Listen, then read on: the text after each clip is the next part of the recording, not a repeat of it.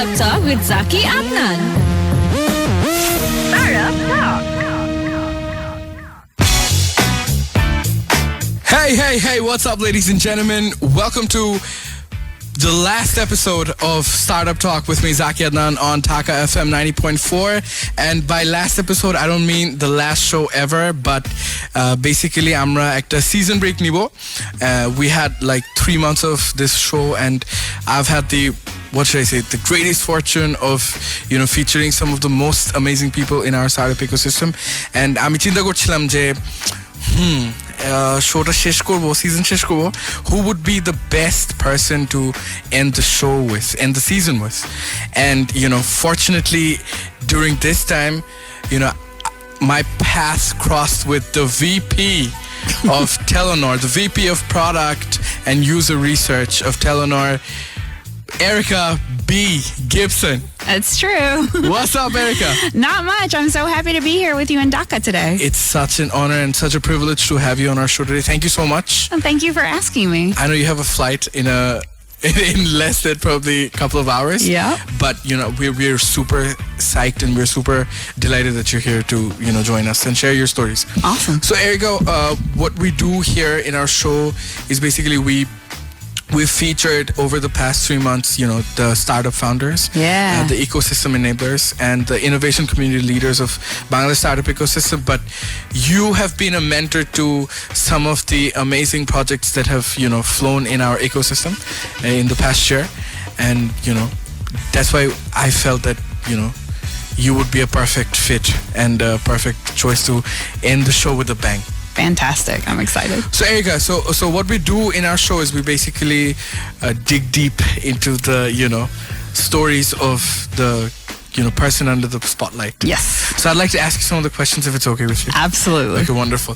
So, how are you doing? I am great. Great. So, this is your how many trip to Bangladesh? This is my 7th time in Bangladesh. And what do you think? How do you feel about Bangladesh? I love Bangladesh. Yeah? It's been so fun to be a part of GP and coming over here and working with the Bengali teams. I mean, I think we were talking earlier and I told you some of my favorite things. Yes, but you have to tell, the stories that you shared with me with the listeners, right? And the viewers as well. So Zaki asked me what was my first impression of Bangladesh. Yeah. And I have to say, once I landed, my first impression was, oh my goodness, the traffic. You also had an expectation, right? When you first heard that your assignment would be in Bangladesh? Yeah. Did you actually choose to do this project, or did this sort of, hey, Erica, you have to fly to Bangladesh? No, actually, I was told that I would only be working on 3 projects in Norway when I got this job. Right. And so when I found out that I got to do a lot of international travel and work on other projects, I was really excited. Nice. Because we can talk about this a little bit later, but I am an anthropologist, so I love traveling the world and meeting new people. Amazing. When I first heard I was coming to Bangladesh, I kind of thought it would be a lot like India. I thought it might be very chaotic and kind of hectic, especially... You've been to India before? I have not, but I have a lot of friends who have. I have a lot of friends from there. And of course, I've done a lot of studying on India being an anthropologist. And so I wasn't really prepared for the true Bangladesh. And I found that it totally blew my expectations out of the water when I got here. Were you like a little skeptical about how things are going to flow? And no, because I've worked in Mexico for a large portion of my adult life, so I'm kind of familiar with different ways of work than the US or Norway. And when I got here, the first thing that I noticed was the people. I mean, everyone is so nice, so friendly. They're so happy that you're here. Yeah. And they're so excited to work with you, and it makes me excited. Of course, so absolutely. the people are lovely. That was the number one thing, beyond the traffic that I recognize. Of course. So you're from America, right? You were born and bred in New Orleans, Louisiana. Oh, the city of jazz? Yes, and the city of delicious food. So oh, yeah? Oh, my God. That was my second favorite thing about coming to Bangladesh, was eating all of the delicious food. So what's your favorite food in Bangladesh? Oh, my gosh. I do love the biryanis. And then we kind of have a tradition now that every time I'm here, at least one afternoon, we go down and eat fuchka. So wow. Check it out, ladies and gentlemen. Fuchka and biryani representing Bangladesh. Yes. So did you get a chance to learn any Bengali words? I only know Donabad. And I can order things in numerical versions of 1, so I can say ekta coke. Nice. And then G. Nice. G. That's fantastic. Yeah, so I know to say that on the phone. Amazing. Yeah. So the VP of Product and User Research. Yes.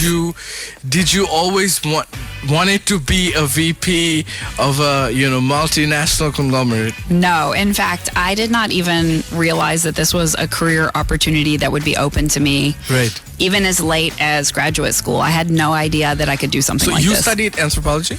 Yes. So back in school, you knew that anthropology was something you wanted to study, or? Yeah, anthropology was the only thing in my undergraduate career that could keep my attention longer than boys or Friends.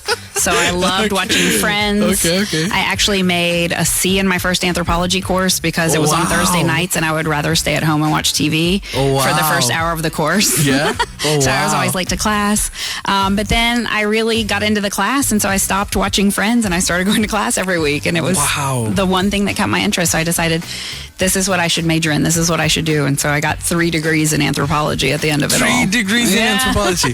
So that's what? Undergrad, master's, and PhD. Yeah. God damn. So it's Dr. Erica Gibson, is it? That's what they tell me. Yeah. Nice.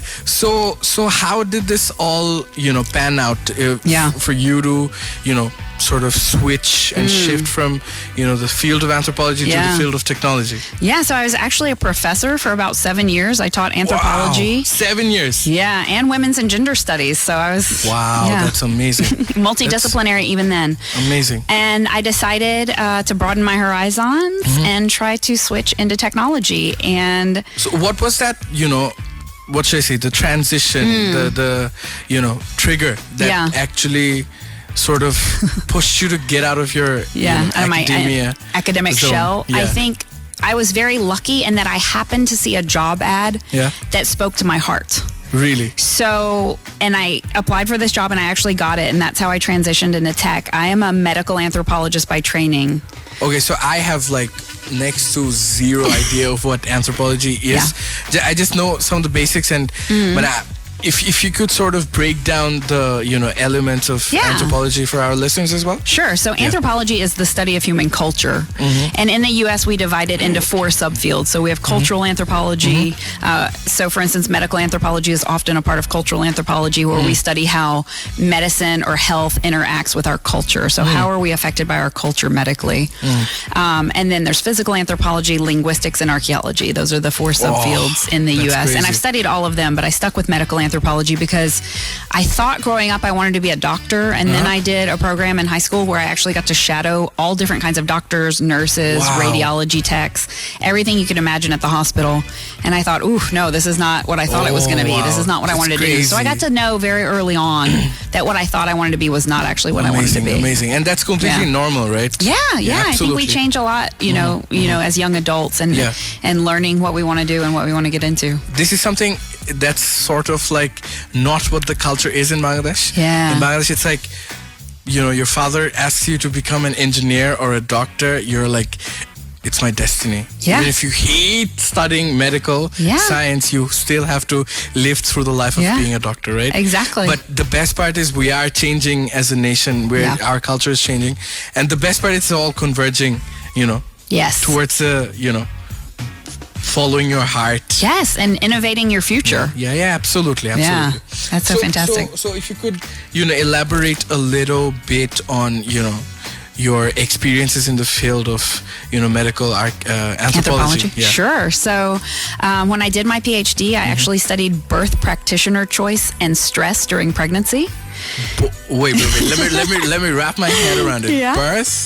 Yeah. Birth practices? So do you choose a doctor? Do you choose a midwife? Do you want to have your baby in a clinic or a hospital? Do you want to have your baby at home? Right. And then do you believe the things that whoever is attending you says? So your doctor or your midwife or your nurse, do you believe in the things that they're telling you? And what I found out was that women who believed their practitioner actually had higher birth weight babies. So they were having healthier babies. Oh, wow. Because they shared the same beliefs as their doctor or their midwife. Amazing finding. Yeah.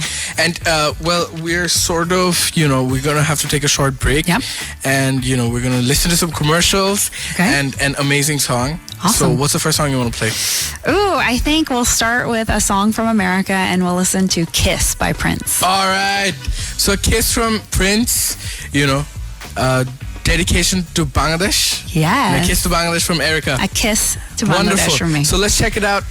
Kiss by Prince, and we'll be right back after the short break. Dhaka FM 90.4. Startup Talk with Zaki Adnan. Startup Talk.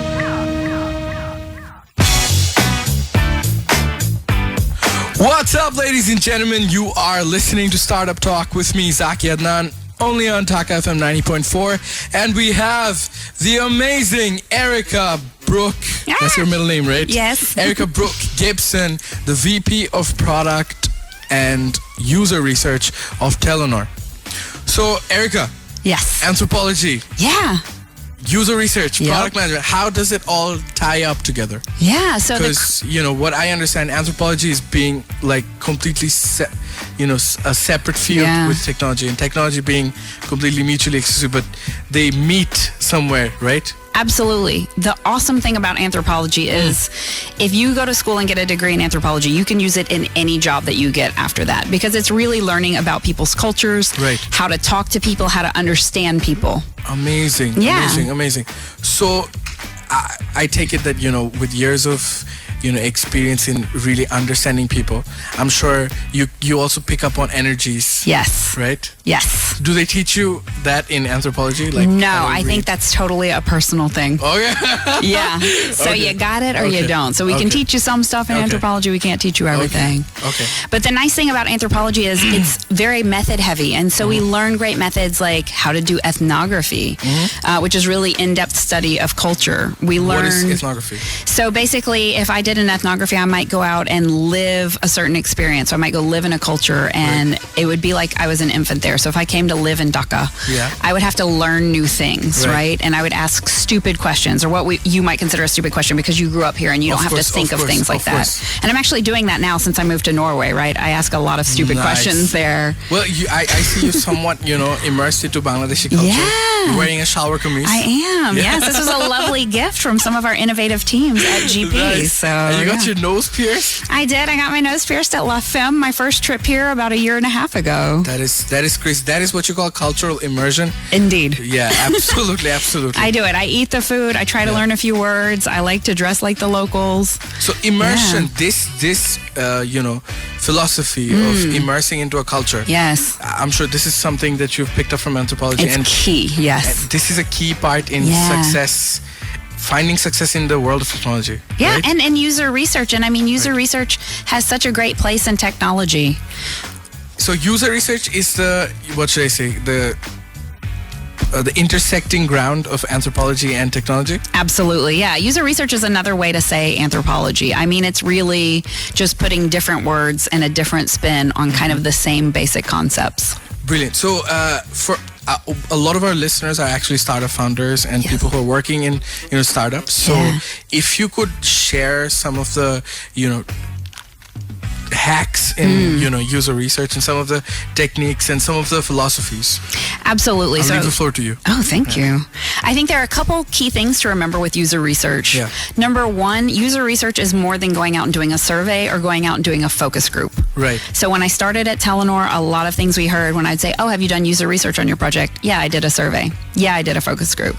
And I said, Right. okay, that's a start, but that's Right. just like one tool in your toolbox. Right. And there's so many other tools to use that can help you build a better project and build a better product.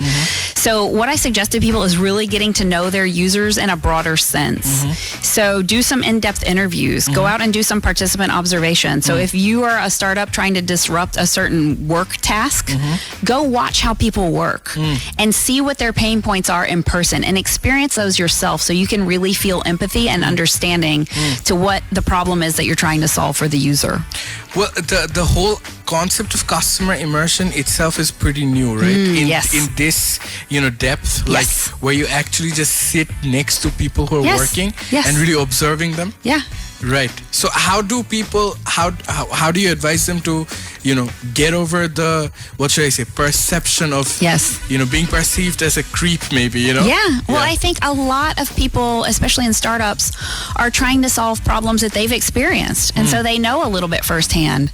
And so the way to go about kind of feeling like, oh, am I being creepy, is just to say, no, I'm trying to understand you, right? I'm trying to understand your problems better. Empathy is the key. Empathy is the key. You have to go out and talk to other people because we're trying to solve people's problems. And at the end of the day, we're trying to make the world a better place through whatever we're building, hopefully. Can you share a story from your user research, experiences? Like one of the customer immersion you have, embarked upon? One of the things that I did when I was in my second job, when I transferred from academia to technology, I worked at Palo Alto Medical Foundation out in Silicon Valley, and we were studying many different things. So one of the things that we studied was diabetes, and could we develop an app to help people monitor their diabetes? Okay. And so I did in-depth interviews, but I went into people's homes or I went into their offices, and I literally watched them test themselves for diabetes. So I saw how much time that took out of their day, what the problems were around it, like the finger stick and having to draw the blood and having to wait, and if the blood sample didn't get read correctly by the machine, and what that caused them to do, and how their busy schedule might impact their diet, and that impacts their sugars. And so it really brought life to the team that was studying this, and it showed them like, okay, we know why we're trying to build this app. We know we're trying to make their lives better, but these are real people that are experiencing real problems. And so we can't just focus on the technology itself. We have to focus on the end user and the person experiencing this pain point. Absolutely. So there's this user research is something that has to go on forever. Yes. It's not like, hey, I'm going to start a project and I'm just going to, do a bit of research and then I'm going to get... So this idea and this, philosophy and this perception of research, just going out and taking some box on surveys and doing some focus group, interviews, these are like totally not... it's not the end. It's not the end. You have to keep looking forward. Close to being enough to what real research essentially means. Yeah, you really have to do. I liken user research. People think of it as something acute, something that's going to happen one time, but it's chronic. It's like a chronic disease. You have to keep treating it. It never stops. Absolutely. Because your users' needs change. Yep. So even once you've identified a problem and you're on the right path to solving it with your project or your product, you have to test that and see if it's actually what the user needs. You have to do, usability testing. You have to do A/B testing. What are people's attitudes versus what are their behaviors? What do they say they do versus what they actually do with your product? There's always a bias when you're, asking people something and they're actually not really, responding with their true sense. Exactly. And I give the example of, the engineers that developed the Windows operating system, right? They developed this thing called folders, which they wanted used in a certain way. And when they went out and saw how users actually use their folders, like you've seen these people's desktops that have 40 folders on them. The engineers were horrified because they're like, that's not how our product's supposed to be used.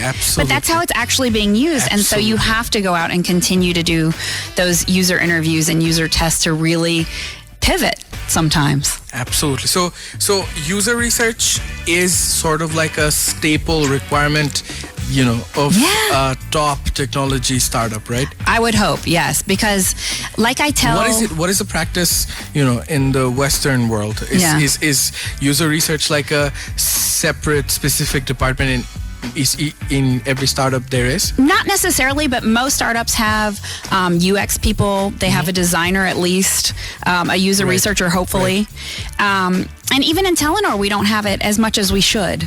Right. But, like I tell people, you have to do user research right. And then you have to listen to the findings or it's not worth it. And if you're doing bad user research, it's worse than no user research.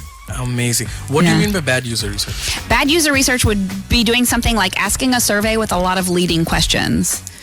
So Zaki, I have this great new product called 3D TV. You want that, right? Of course. Why? Of course. Oh, great. So I'm going to go build it now because you told me you wanted it, right? So, and then how many people actually buy 3D TVs? Hardly any. Why? Because there's not content developed for it. Because if you're sitting on the wrong end of the couch, you're not going to see it in 3D. You don't want to wear glasses while you watch TV. Nobody went out and asked people, but they developed this product and then it was a failure. So I say that user research is hedging your bets. So it's not going to give you kind of like that golden egg that's going to be the perfect product, but it will give you a safer bet as to what to build. What a perspective. User research is like hedging your bets. So listeners, আপনারা যারা শুনছেন, আপনাদেরকে just একটু simplistically যদি কিছু share করি, I'm just doing a little bit of, a translation. Thank and you. basically areca যেটা বলছিলেন যে আমাদের যে conventional idea আছে about research, যে আমরা কিছু সার্ভে কোয়েশ্চেনারে করে কিছু সার্ভে নিয়ে গিয়ে ইউজারদেরকে আমরা জিজ্ঞেস করি, জাস্ট কয়টা টেক মার্ক দিই এবং কিছু ফোকাস গ্রুপ ডিসকাশন করি যেখানে আমরা এমন ধরনের কোয়েশ্চেন করি যেগুলা মানে ধরেন যেটা এরিকা বলছো যে আপনাকে এটা 3D টিভি, আমরা যদি 3D টিভি বানাই আপনি কিনবেন না, এরকম কোয়েশ্চেন করলে সাধারণত ইউজাররা অ্যাকচুয়ালি বলবে যে হ্যাঁ কিনবো, কিন্তু আসলে ওরা কিনবে না। সো ইউজার রিসার্চের ফিলসফিটাই অনেকটাই ডিফারেন্ট। এটা হচ্ছে অনেকটা মানে ইমার্স করতে বলা হচ্ছে, বোঝাতে চেয়েছে যে একদম আপনি একটা মানুষের সাথে যেভাবে মিশবেন ওরকম করে মিশে একটা মানুষকে যদি অবজার্ভ করেন যে ওনাদের লাইফস্টাইলটা কীভাবে ওনারা they go through with their life, you can actually see how they work and what they do, and then ওখান থেকে actual pain point গুলো আপনারা observe করতে পারেন। and this is not like একটা one-off process or one-off thing for a project, it's a continuous process. and যেটা areca বলেন যে hedging your bets, she essentially meant যে আপনি আপনার basically আপনি ধরেন যত আপনার ইউজারদেরকে ভালো বুঝতে পারবেন আপনি তত ভালো একটা প্রোডাক্ট ডিজাইন করতে পারবেন যেটা will get you more business. That's pretty much what it is. I'm sure you didn't get what I was trying to say. It sounded amazing, Zaki. All right, so I'm like a short break, Nibo. Erica, we're just going to take a short break, and we're going to come back with another song and some super amazing commercials. So what do you want to listen to? I think we'll listen to a song in Spanish this time to reflect when I lived in Mexico. So we'll go for Anita's Paradina. Anita's Paradina. All right, so আপনারা শুনেন একটা Spanish গান, enjoy করেন। We'll be right back after this song. Startup Talk with Zaki Adnan. Startup Talk.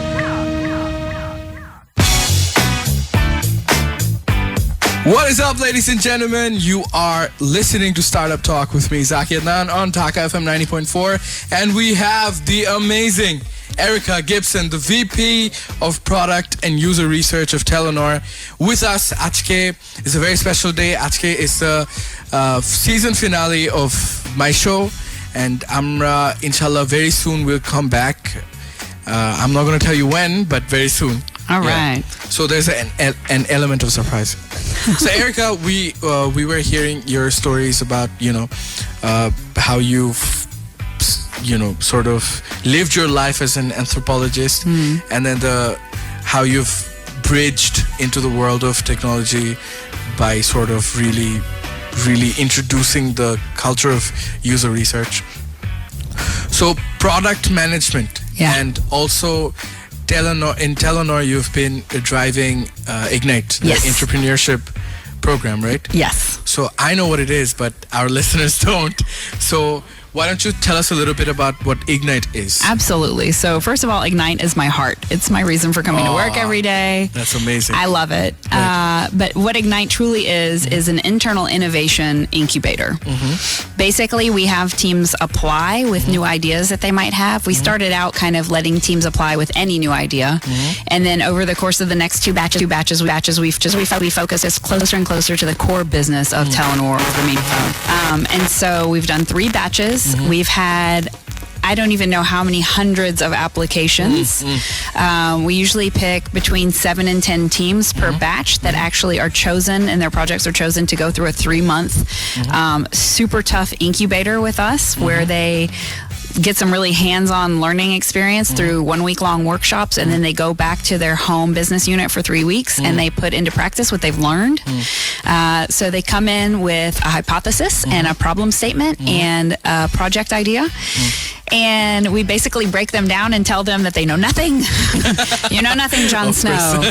And so then they have to go out and start from scratch and do user research. And then we take them through a whole process of design thinking where they build customer journeys, they build user personas, they learn about storytelling, and then eventually we take them through a workshop on prototyping their ideas. And we do very simple paper prototypes. You do not have to do like a clickable prototype for your first prototype. And we get them to do some really hands-on things out in their user groups, out with their potential customers, out in their communities, to test their ideas thoroughly before they even start piloting and developing. And then? Well, we pick a winner. Yeah. The winner gets a year of support from our group. And so they get more hands-on mentorship with product managers, with user researchers, with designers over the course of a year. And they pilot their project. So actually, Grameenphone has had multiple winners of Ignite. Wow, that is amazing. What a concept, though. I mean, internal innovation incubator. Yeah. I mean, so is that a pretty common practice, in groups, beyond the other part of the world? Yeah. So in some places it is. MasterCard, for instance, has a program. Some other big U.S. corporations have programs. Not even a lot of corporations in Norway are doing this. So we actually just got visited in this final round of Ignite at the final pitch event by another company called Yara that's actually copying our Ignite model. So it's starting to spread into other countries. And I think it's so great because it really helps you identify the innovators in your own company. Absolutely. And it gives them room to develop ideas that they might be afraid to develop on their own. Amazing. It's so inspiring. I mean, বাংলাদেশে এটা আমরা actually কল্পনাও করতে পারি না যে একটা কোম্পানির ভিতরে একটা কম্পিটিশন হবে যেখানে ইউজার মানে টিমের লোকজন অন্য কিছু আইডিয়া নিয়ে ওরা কাজ করবে এবং আরেকটা প্রবাবলি কোম্পানি খোলার মতো স্কোপ থাকবে so could you share some of the Ignite winners or some of the great products that have come out from Ignite? Yeah, so the 3 products that have gone through Ignite in the past batches have been Engage, Liquid Eye, and Eagle Eye. So Engage and Eagle Eye were actually picked as the universal winners, and then Liquid Eye was picked as a local winner. And so what is Engage and what is Liquid Eye? What is Eagle Eye. Yeah. So Engage was a project to try to determine how to get better information to vendors for GP to sell products that GP is offering. Okay. And that one thing that we do in Ignite and that we do through product review, which I'm also in charge of, is we shut things down sometimes. So failure is okay. Absolutely. And so Engage is one of the things that we shut down, but we actually had Nazmeen, who you may know, Nazmeen Nisa, who did some great user research. And we got a lot of learnings that got folded into other projects in GP. So even though Engage did not continue, the learnings that they got live on. The second batch, we have Eagle Eye and Liquid Eye. Liquid Eye is a financial solution for people who need to stock cash. So Bcash vendors, things like that. They were chosen by Grameenphone to continue, and they've actually launched now in Chittagong. It's amazing. That's so after 1 inspiring. year, we're so excited for them, and they've done a great job. Eagle Eye is the team that we chose as the global winner, and that's actually why I'm here, because we're now handing them off after their year of training and support with us to Grameenphone. It's like giving away your baby. It really is. It's like when your kid graduates and goes off to college. That's really, I call them our kids. And the mother of Ignite, Karen Kwa, who you know, is just fantastic. And she's done such an amazing job as a mentor to them, along with Lori and Leong. And so, we're handing them back, but they're a fuel management solution. So it's sensors and some algorithms and a dashboard to really manage the fuel in your car fleet. Wow, what an idea. What a concept. It's pretty crazy to wrap your head around the whole idea that kids, in the organization are driving independent projects, right? They're driving the future of GP. And that's the reality. So, if anybody's listening, from other corporations. This is a fantastic model that would really drive the wheel of innovation of our country. Absolutely. Right? And you guys have such potential here in Bangladesh. I mean, I see that so clearly with all of the team members that I've worked with, one-on-one and in groups from Bangladesh. We had 2 more teams that were a part of Ignite 3, and they did a fantastic job. We had Homebird and Horizon. And everyone has learned so quickly and been able to apply those learnings that we've taught them in Ignite. And they're still bringing those back to their home teams at GP right now and continuing these ways of work and continuing to innovate and teach new things to other people. And you guys are spreading that. I mean, you have your own kind of internal Ignite system now where we saw 80 teams pitch yesterday, and it was just fantastic. So amazing. That's actually really, really impressive and inspiring.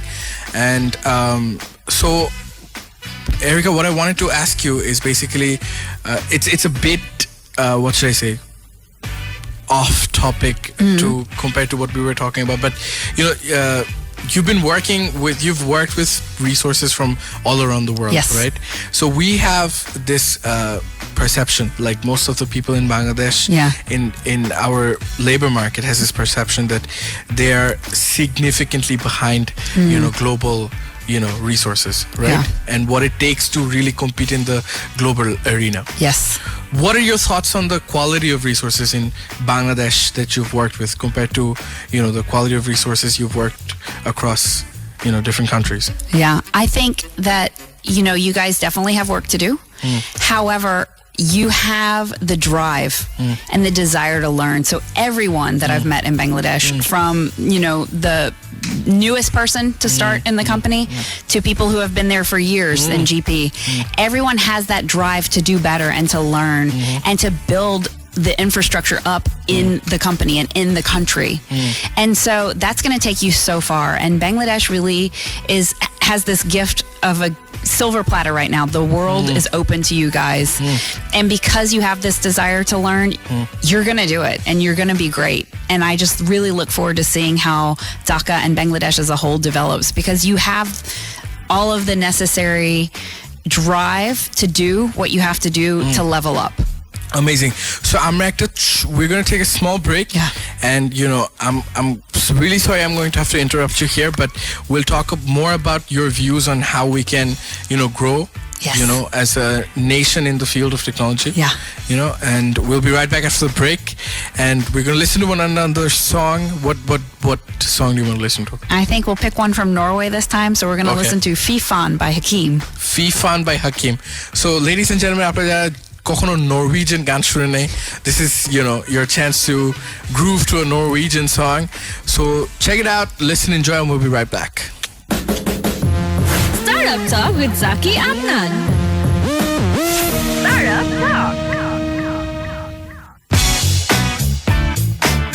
What is up, ladies and gentlemen? You are listening to Startup Talk with me, Zaki Adnan, only on Dhaka FM 90.4, and this is the very last time I'll appear for quite some time. Another season finale of Startup Talk, and we have the amazing Erica Gibson, the VP of Product and User Research of Telenor Group, with us, and she's been sharing her stories. Uni unar background niye kichu গল্প বললো, উনি user রিসার্চের ইম্পর্টেন্সে কিছু কথা বললো, উনি উনার experience in Telenor and Ignite, the internal incubation program, niye kichu amazing stories share korlo, which is very inspiring. Also unar personal experience in Bangladesh share korlo, the fact that she's wearing a salwar kameez and she got her nose pierced, which is amazing. So exhibit A of cultural immersion. So আমরা আর বেশিক্ষণ নেই, আর last কিছুক্ষণের জন্য আছি. So Erica, thank you so much once again for agreeing to come to our show and gracing us with your presence. Anytime. I've loved this. It's been so fun. Amazing. Your stories were super inspiring, and I'm sure the listeners who have tuned in has loved your show. So before we leave, I want to ask you a couple of more questions. Especially Amra, just before we left for the break, and what a beautiful song, by the way. So we were talking about the gap, the perceived gap between the quality of resources in Bangladesh and the global technology space. So what I really want to understand is how big is the gap? Yeah. I think. What do you think? It be depends. honest. Yeah. Be brutal. So one of so the that things. we really know. Yeah. One of the things, and this is not just a problem in Bangladesh, this is even a problem in Norway, is that there are not educational paths for these future careers that we're working in. In the startup ecosystem, in the technology space, right? Exactly. Right. So especially, in the things that I work in, like design and user research, there's not a lot of human-centered design degrees that you can get in Asia. There's not a lot in Norway. So really, there's no HCD in Norway. No. So, and I'm developing, hopefully this year, a certificate program with the University of Oslo Social Anthropology Department to give the students in their master's program a certificate in user research so that they can go out and get these jobs, and so they can show that they have this kind of experience. And so that's one of the gaps that needs to be closed, but it's not just here in Bangladesh. Another gap is in mentoring. So I think you and I had talked about earlier that in Bangladesh, often we have family mentors that might help us or direct us in our career path. Absolutely. And help us kind of see what we need to do. Absolutely. But maybe not a professional mentor. And so I feel like that's a gap that could easily be closed in Bangladesh. So this practice of really having like a mentor, what is it like? Yeah. So I know what it is, but I just, would love it if you could share some of your experiences in the field of, mentor-mentee, relationship. Absolutely. So because I began my mentoring career as a professor, I often mentored graduate students. And so I try to take some of what I learned there into tech and into the startup world and into the innovation world. And really, I think that the mentor path is a two-way street. It can't just be, I give you my knowledge. Right. Because in some ways, the world is changing and moving past what I know. There's such a thing called reverse mentorship. Exactly. Yeah. So what I look for in a mentor-mentee relationship is really to learn from my mentees as well, because they know things that I don't know. And they are in tune to different parts of culture that I'm not in tune to. I don't know how it is, in Norway or USA, but we have this culture in Bangladesh that, as an elderly, I'm bound to know more than somebody who's younger than me. Right. Right? And being proven wrong is sort of like condemning yourself to death, maybe. Right. And it's hard. I mean, it's such a, because culture change is the hardest change to make. Yeah. And I deal with that. I mean, where I tell people this is not what you were expecting all the time. I mean, part of my job as a user researcher is to be the bearer of bad news, to tell you that you don't have the right problem to solve, or it is a problem for people, but you're not solving it in the right way, or you're not doing it better, cheaper, or faster than the current workarounds people are using, and maybe your project needs to be shut down, or maybe you have to pivot. And so I am often what I would consider the bearer of bad news. But in a mentorship situation, I think hopefully if you choose a mentor who is a lifelong learner, who is still open to learning new things, that's going to be key in creating that good mentoring relationship. Absolutely. That sounds amazing. So, Erica, before we leave, I'll ask you a few more questions. Yes. And one of them is, like I said, that a lot of our listeners are startup founders and, people who work in startups. So if you could give them like 3 to 5 like bullet pieces of advice on how to really thrive in this, era of disruption. Yes. What would they be? Okay. So number 1, normally you are not the user you are designing for. So you may have a problem, and that may be where your startup idea originated from, but don't think that you're the only person that can solve that idea. Don't think that your solution is the only correct one. Go out and do your research and find out if it's a problem that other people have that needs to be solved, and if you're the right person to solve it. That's number 1. Amazing. User research, like crazy amounts of user research. Yes. In fact, embedding it into your DNA. Yeah, embed it into your process. Right. That's the second thing. Continue to do your user research. Don't stop. So even after you've developed a solution, even after you've launched your product, even after you're a success, keep talking to your users. Absolutely. Yeah.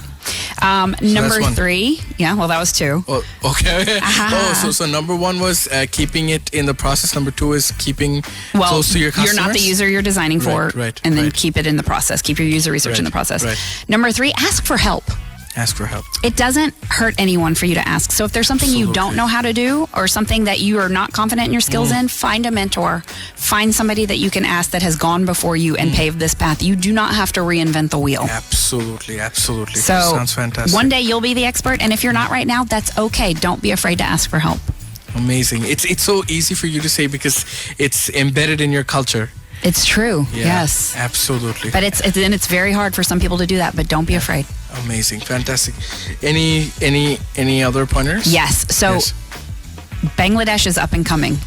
You guys have an open field for innovation. Right. A lot of people are going to want to copy what's already been done in other places. As they are already. Of course. Yeah. Sometimes you will succeed. Yeah. Sometimes you will fail. Right. So what I will say is use your cultural knowledge about the Bengali people, about your culture, and think about the problems that you need to be solved and how you can solve them in a different way.